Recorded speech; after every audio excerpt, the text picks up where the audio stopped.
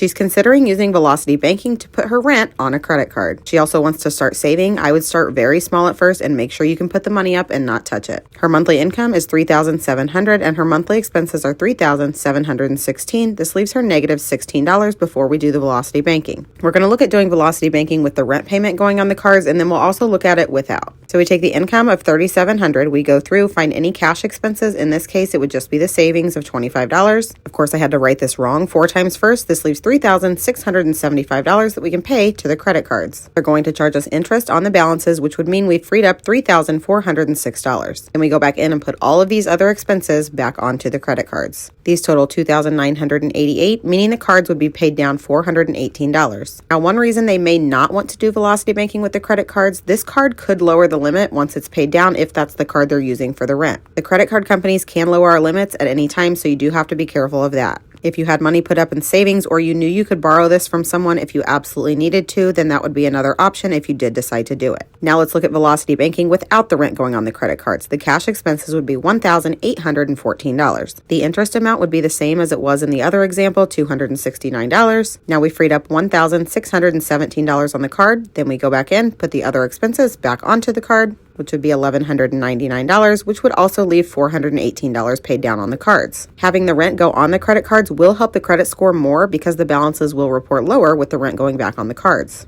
We'll also save more money in interest because the balance will be lower. But if we're not paying rent on the credit card, we save the fee that we would have to pay if we were using the credit card. One other thing to consider, we don't have any miscellaneous spending in this budget. She said she's cut back quite a bit. As long as she sticks to these numbers she has here, these balances will go down.